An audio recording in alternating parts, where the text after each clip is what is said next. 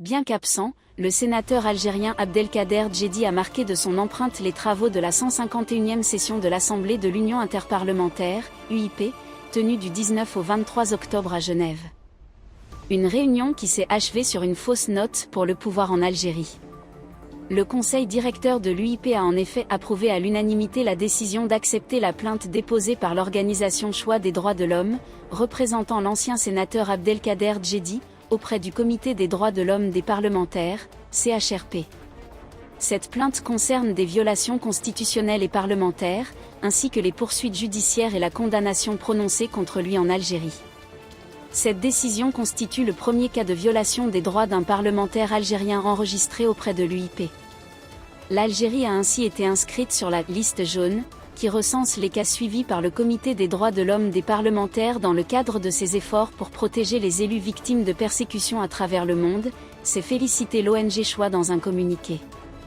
L'ancien sénateur s'était distingué en réclamant publiquement justice pour les citoyens du sud de l'Algérie, qui, selon lui, ne bénéficient pas équitablement des richesses pétrolières et gazières extraites du sol de la région.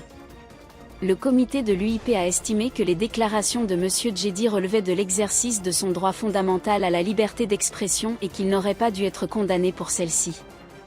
Par conséquent, il a appelé les autorités algériennes à abandonner les poursuites engagées contre lui et à renforcer la protection de la liberté d'expression de tous les membres de l'Assemblée nationale algérienne. Avant de rendre sa décision, le Comité des droits de l'homme de l'UIP avait tenu une audition le dimanche 19 octobre 2025, dans le cadre de sa 151e session à Genève. En parallèle, une audition de la délégation officielle algérienne s'est tenue le mardi 21 octobre 2025, au cours de laquelle les représentants d'Alger ont présenté un plaidoyer justifiant les poursuites judiciaires engagées contre le parlementaire.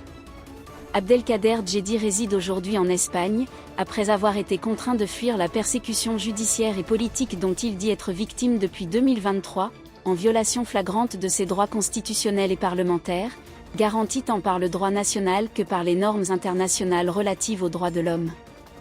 L'affaire remonte à décembre 2019, lors d'une réunion en présence du ministre de l'Énergie et du PDG de Sonatrach.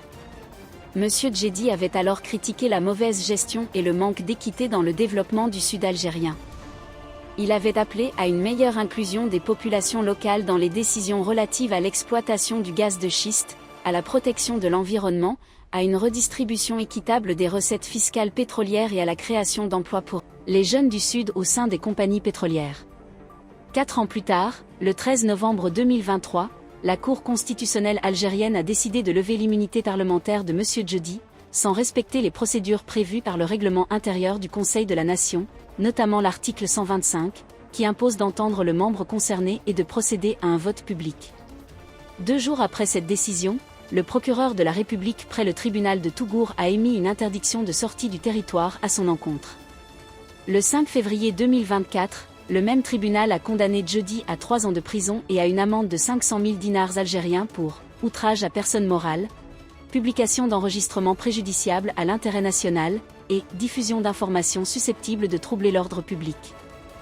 Les ennuis de Djeddi n'ont pas cessé avec sa fuite en Espagne.